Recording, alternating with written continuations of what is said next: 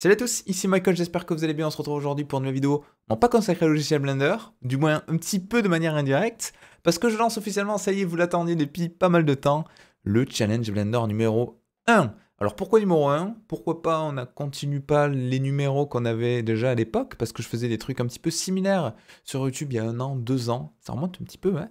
Mais voilà, en tout cas je vous avais promis qu'on reprendrait les challenges, c'est fait. Je vais revenir un petit peu sur ce qui a changé comparé à l'ancien format, ce qui a été conservé, comment participer, etc., etc. Je reviendrai sur les informations essentielles tout au long de la vidéo. Et globalement, vous allez voir, c'est pas compliqué. Alors, qu'est-ce qui a changé comparé à l'ancien format? L'ancien format, c'était plus des concours, entre guillemets, où je mettais en avant un gagnant, une dimension honorable. Je me regroupais avec plusieurs personnes qui constituent un jury pour essayer d'élire la création qui était pour nous la plus pertinente au point de vue artistique, technique, respect du format, respect du thème, etc., etc. Ça a fait pas mal parler, beaucoup en négatif. Donc j'ai reçu beaucoup d'insultes parce que il y avait effectivement pas mal de frustrations de personnes qui n'étaient pas dans les mentions honorables ou qui n'étaient pas gagnants et qui s'estimaient avoir fait un travail meilleur que celui qu'on avait mis devant, etc., etc. Bon, du coup, pour apaiser les tensions et tout, qu'est-ce que j'avais fait? J'avais tout simplement arrêté le format. Bonne solution, mauvaise solution, je sais pas. En tout cas, c'était la méthode la plus radicale. Donc là, j'ai repensé un petit peu le truc. Le format va être un petit peu différent. Il n'y aura pas vraiment de gagnant. Il n'y aura pas de gagnant. Il n'y aura pas de personnes mis en avant plus que d'autres. Je repasserai sur toutes les créations.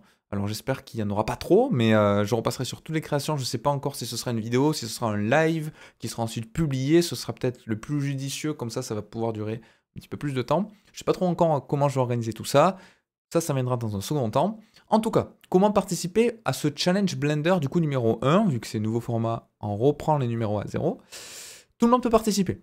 Voilà. Tout le monde peut participer, quel que soit votre niveau, que vous soyez débutant, intermédiaire, avancé. Le but, c'est quoi? À la base, c'était vraiment une demande qui venait de vous, parce que certaines personnes ont besoin d'un thème spécifique pour pouvoir s'entraîner et se forcer, entre guillemets, à faire de la 3D. Je m'explique. Imaginez que vous êtes en plein apprentissage de Blender, vous considérez avoir un niveau OK, mais vous ne savez pas quoi faire. Et ça, c'est un peu embêtant de ne pas savoir quoi faire. Donc là, le fait d'avoir un thème très précis, de voir un petit peu ce que font les autres, de s'en inspirer, pas du tout de concurrence. Il n'y a pas du tout de concurrence dans ça. C'est pour ça que c'est un challenge, c'est pas un concours. Donc c'est vraiment de l'inspiration et c'est une perspective d'évolution. Donc le but, c'est de vous imposer un thème, de vous forcer à travailler sur un thème précis, de vous sortir un petit peu de votre zone de confort éventuellement. Si vous êtes, je sais pas moi, spécialiste en modélisation de machines industrielles, je dis n'importe quoi, et que le thème c'est jeux vidéo, voilà, bah, ça vous sort un petit peu de votre zone de confort, donc ça peut être intéressant aussi, et ça va vous forcer d'apprendre des choses que vous n'auriez pas forcément fait de manière intuitive si vous étiez resté dans la zone que vous pratiquez habituellement. Donc tout le monde peut participer, la seule condition c'est quoi? C'est d'avoir un compte Discord, vous verrez pourquoi par la suite. Pour la publication, ce sera beaucoup plus simple. Alors, les règles, elles sont assez simples. Il faut que ce soit modélisé intégralement avec Blender. Donc, pas de logiciel annexe. Pourquoi? Ben, pour mettre tout le monde sur un pied d'égalité. Si vous commencez à faire des simulations dans Houdini, ben, vous comprenez bien que ceux qui se sont embêtés à faire les simulations dans Blender vont avoir forcément quelque chose qui sera un petit peu en dessous en termes de qualité. Parce que Blender fait plein de choses. C'est un logiciel polyvalent. Et en comparaison à d'autres logiciels qui sont spécifiques pour un seul truc, bah forcément, c'est pas équitable. Si par exemple votre compositing, vous le faites intégralement sur un Nuke ou vous refaites intégralement la scène, c'est pas du tout comparable à quelqu'un qui s'est embêté à tout faire sur Blender. Donc le but, c'est que vous vous améliorez sur Blender. Donc la seule chose à imposer, c'est de travailler sur Blender. Bien évidemment, je vais pas pouvoir fouiller pour savoir si oh, l'asset que tu as au fond de ta scène là-bas, c'est pas du Blender. On s'en fiche, c'est pas grave. Mais voilà, essayez de respecter les règles au minimum. Pas de librairie d'objets, donc là aussi, difficile de vérifier que tous les éléments qui sont présents dans votre scène, c'est vous qui les ayez modélisés. Une fois de plus, c'est vraiment pour vous, pour que vous vous améliorez. Donc forcez-vous à tout faire sur Blender si vous voulez vous améliorer sur Blender. Après, rien ne vous empêche de faire ce même challenge 100% sur Cinema 4D, sur Maya, sur ce que vous voulez. Mais du coup, vous pouvez pas participer et le poster dans le challenge Blender. C'est le but. J'autorise malgré tout des logiciels un petit peu tiers comme Photoshop, Nuke par exemple, des petits trucs pour faire un petit peu de post-traitement léger après coup. Comme je disais, il ne faut pas que vous reconstituez toute votre scène dans un logiciel, c'est pas le but, mais pour faire un petit peu de color correction, rajouter des éléments ou autre, C'est vrai que le compositeur du Blender n'est pas forcément excellent sur ça, donc j'autorise, petite souplesse à ce niveau-là, à utiliser un autre logiciel.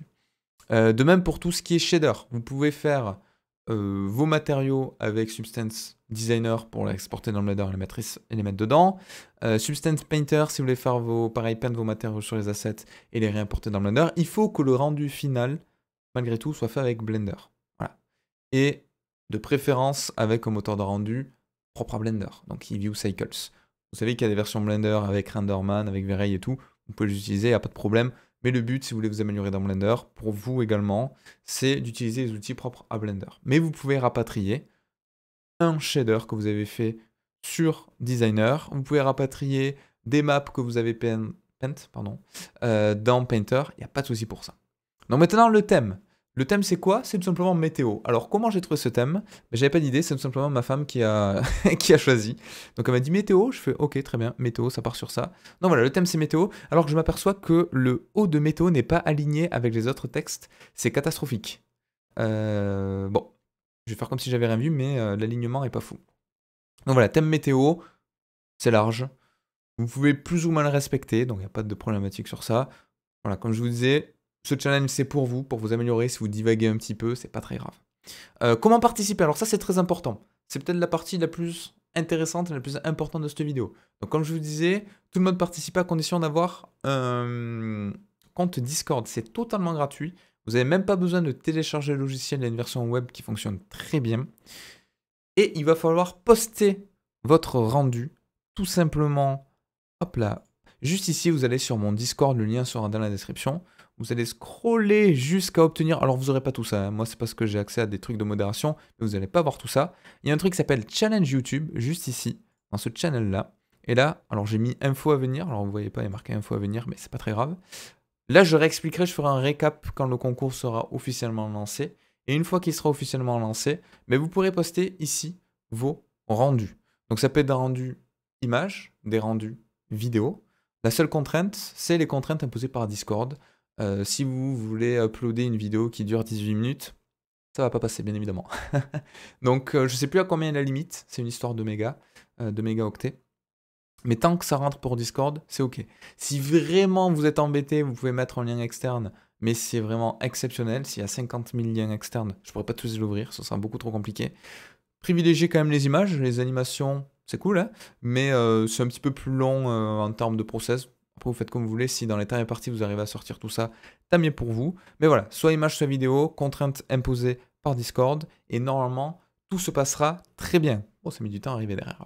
Donc la fin du concours, c'est quand? La fin du concours, on a vu large pour la première fois. J'ai mis 31 décembre 2023. Comme ça vous laisse jusqu'à la fin de l'année. Et on fera une review en début d'année prochaine. Alors tout ce que j'ai mis au milieu, format JPEG, PNG, MP4, minimum de 1280 par 720. Ça paraît logique si vous envoyez une vidéo qui fait du 200p. Ça va être assez compliqué à analyser. Parce que le but, c'est qu'ensuite, moi, je fasse une sorte de review de toutes les participations. Donc tout ce qui a été envoyé. Alors bien évidemment, j'ai mis aussi un seul rendu. Hein. Vous amusez pas à envoyer 50 rendus parce que sinon, imaginons, si vous êtes, je sais pas, 30 à participer et que chacune des 30 personnes envoie 50 rendus, on s'en sort plus. On s'en sort plus.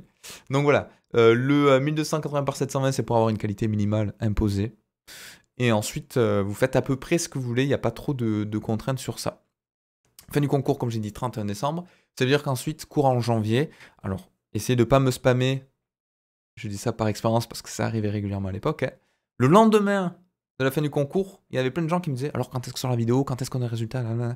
Je sais pas combien de temps ça prendra. C'est le premier concours que je réorganise avec un format un petit peu différent. Donc je vais voir, il y a des choses qui vont bien se passer, moins bien se passer. On améliorera, on peaufinera ça pour la suite, ne vous inquiétez pas. Je suis ouvert également à toute proposition de votre côté si vous avez des choses que vous voyez en termes d'amélioration, des trucs qui vous plaisent pas trop, la manière dont c'est géré ou autre. Donc voilà. Donc courant janvier, je pense que ce sera un live en direct. Comme ça, en même temps, on pourra réagir ensemble. Je passerai participation par participation. Je dirai ce que j'aime bien, ce que je pense qui peut être amélioré, sachant que je ne suis pas du tout un expert dans tous les trucs que vous allez me proposer. Donc, ce sera mon avis. Voilà, ce ne sera pas objectif. Enfin, si, ce sera objectif pour moi, mais ce ne sera pas un avis partagé par tout le monde, c'est sûr. mais ce sera mon avis à moi. J'essaierai de vous conseiller un petit peu comment améliorer les trucs, pourquoi pas. Et le but, c'est que tout le monde s'améliore et tout le monde soit gagnant dans ça. Donc j'espère que cette annonce vous plaît. N'hésitez pas si vous avez des questions à me le dire directement sur Discord, dans le channel associé challenge YouTube. Voilà, comme ça, on répond, on peaufine les choses au fur et à mesure. Le challenge sera officiellement lancé au lancement de la vidéo. Peut-être que quand la vidéo sera lancée, le channel Discord sera pas prêt dans l'heure qui suit, mais c'est pas grave parce que je pense qu'il n'y aura pas vraiment de participation la première journée. Et voilà, ça vous laisse quand même pas mal de temps, 1 mois et demi à peu près, ça dépend quand est-ce que va sortir la vidéo, mais ça va être à peu près ça je pense en termes de timing. Donc bonne création à tous, bon courage, et je vous dis à très très vite.